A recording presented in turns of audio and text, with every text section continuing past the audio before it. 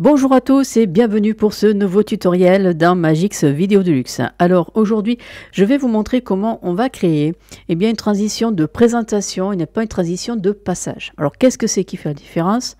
Dans Magix, vous avez dans le menu modèle et dans transition, vous avez plein de propositions de transition pour faire d'une passage d'une vidéo ou d'une image d'une à l'autre. Ce qui veut dire que par exemple, si je décide de prendre le cercle puis la droite, si je bascule dessus, effectivement, on a le cercle qui fait son travail.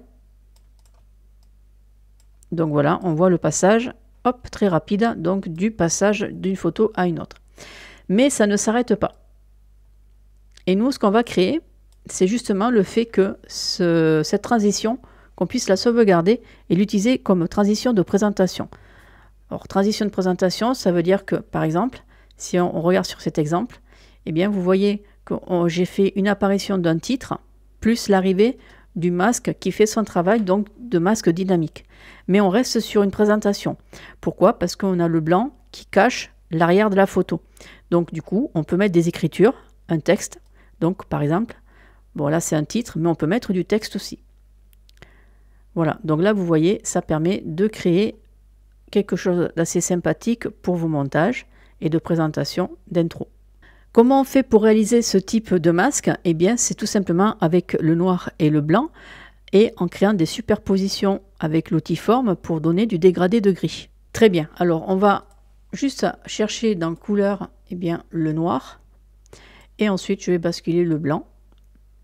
Ensuite, je vais donner une longueur concernant ce masque et je vais le mettre à 15 secondes. Ce masque de présentation, je vais utiliser l'outil forme. Je vais aller sur Effet et ensuite je vais sur Effet vidéo et forme. J'applique, on est directement sur le cercle. Vous pouvez faire avec d'autres formes, donc on va rester avec le cercle pour ce tutoriel.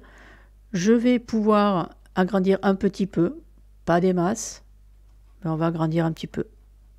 Voilà, on va se mettre à 300, voilà, parfait. Et ensuite, on va utiliser pour déplacer ce cercle, affichage animation, taille, position, rotation, appliquer l'effet. Ensuite, on va utiliser la position, l'horizontale.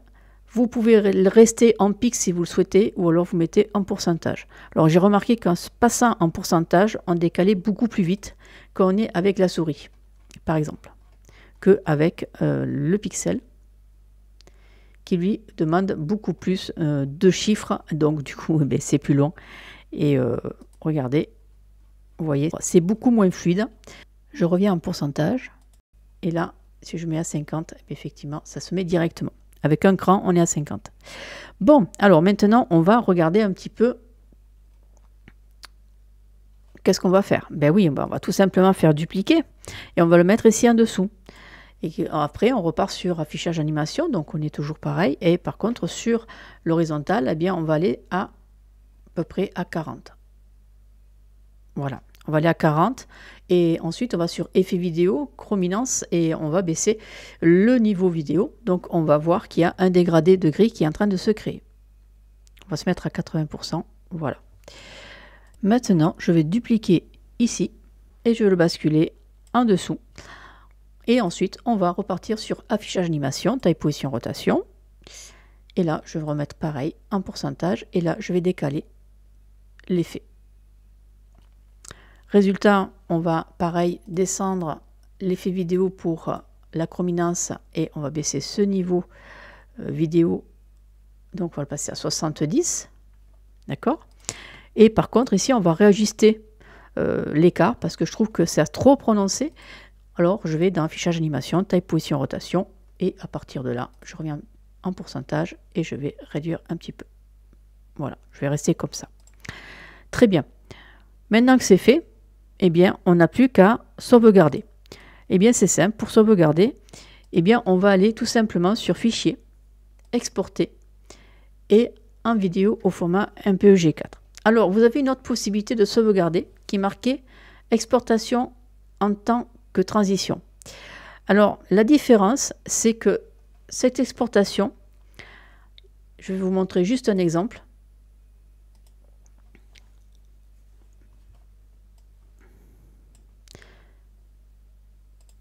Si on regarde bien, on a la transition qui arrive tout doucement. Elle a un fondu qui est beaucoup plus prononcé, tandis que là, on aura plutôt quelque chose qui sera beaucoup plus net. Vous voyez la différence.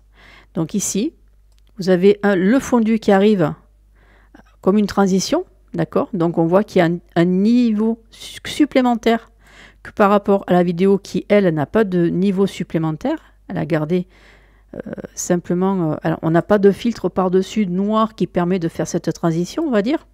D'accord? Donc, résultat, on a le rendu qui est court, donc pour la présentation, et en plus, ça va nous enlever le masque complètement, et obligatoirement, ça va nous générer un souci de visibilité, puisque ça va faire apparaître la photo en dessous. Et si, effectivement, on décale l'image, comme par exemple ici, juste pour vous montrer, je fais ça et ça, et bien là, vous voyez, on a bien un souci, c'est que si on n'a pas le masque complètement, eh bien on voit la cassure, puisque j'ai décalé l'image complètement sur la droite. D'accord? Donc c'est pour ça que c'est important de faire que ce masque-là reste toujours à 100%. Que ce masque-là reste à 100% pour vraiment donner l'effet souhaité. Donc garder ce rond de présentation et que ce blanc-là reste sur de l'écriture simple sans avoir de fondu. Ok, donc maintenant, on va passer sur l'animation, suite par rapport à ce que je vous ai montré. Donc pour l'animation, ça va être très très simple. On va appeler donc ici, dans Effet, Taille, Position, Rotation, d'accord? Et on va se mettre à 3 secondes et on va faire une première clé. On va faire exactement pareil pour la piste 3 et la piste 4.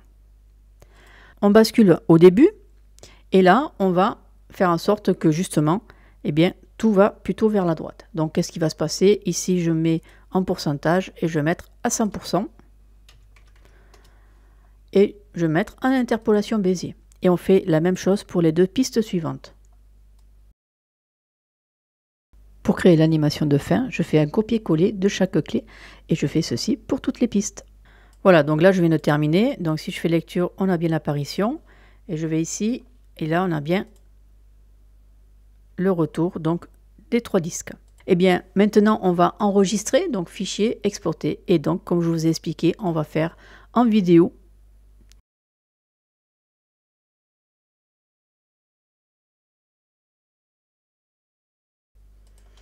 Donc voilà le résultat. Maintenant ce qu'on va faire, je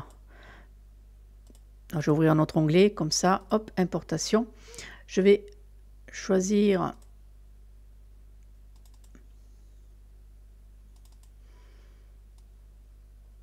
des images. Donc je vais faire un Alt plus B parce que je sais que là, voilà.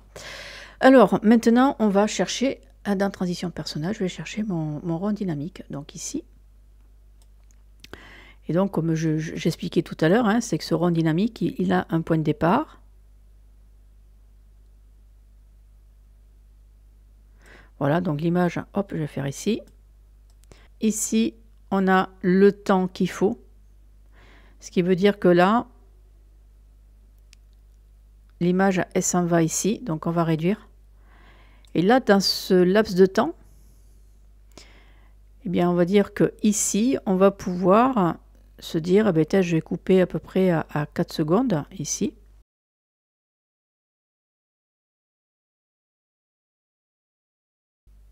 Voilà, donc là, vous voyez, on a fait ceci.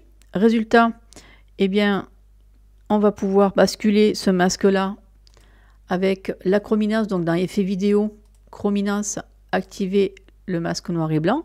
Et là, ici, on va pouvoir inverser. Donc, ce qui veut dire que maintenant, si on fait ça, on a bien l'image qui apparaît. D'accord?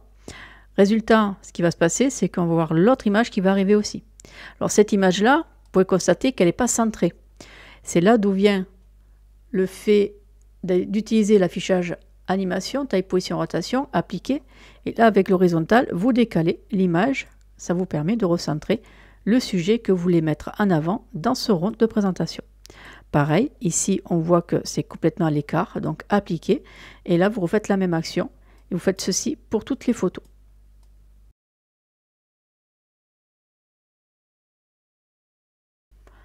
arrière-plan, je vais mettre du bois par exemple, eh bien vous pouvez donner un effet assez sympa. Voilà. Et là, vous pouvez créer eh bien, une écriture. Voyez, peut être sympathique. Donc après, vous mettez un effet de titre. Hein. Vous allez sur édition de titre, comme ceci. Hop, vous marquez ce que vous souhaitez.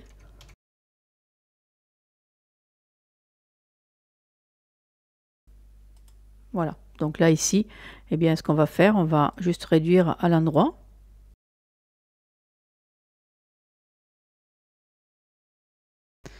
Qu'est-ce que je vais faire? Eh bien, je vais regarder où justement la transition s'arrête pour voir enfin que le titre puisse être accroché. Voilà, donc à 2 secondes direct. Et on va mettre une keyframe, mais avant, on va le décaler un petit peu sur la gauche. Donc, je vais utiliser l'horizontale. Voilà, je vais rester comme ceci. Et là, par contre, je vais faire une clé. Je reviens à 0. Et là, je mets à 100. Voilà, là donc, hop, en interpolation Bézier, on a l'effet souhaité.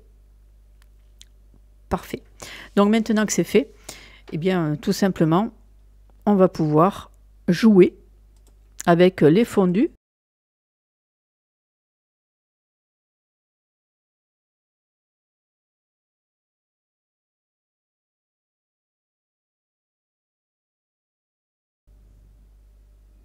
Voilà. On va rajouter un déclencheur d'appareil photo qu'on va basculer ici au milieu. Bien sûr, tout ça, vous l'aurez dans la description. Et là, je fais lecture. Voilà. Ça vous permet de faire un déclenchement directement avec le titre. Voilà. Bon, là, bon, j'ai pas réglé, hein, c'est normal, mais c'était l'essentiel, c'était ça.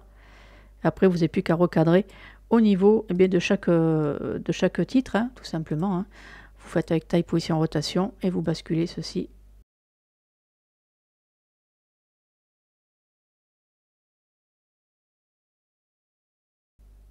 Et là, on a terminé la présentation. Voilà, donc du coup, c'est assez simple à réaliser, très rapide. Et voici le résultat.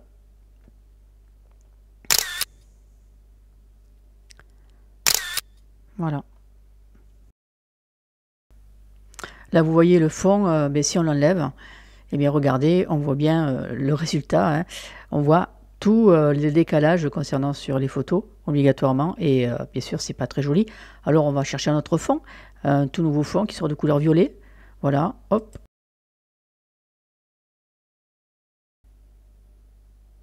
Et voilà, donc là, vous voyez, ça peut faire quelque chose de vraiment sympathique.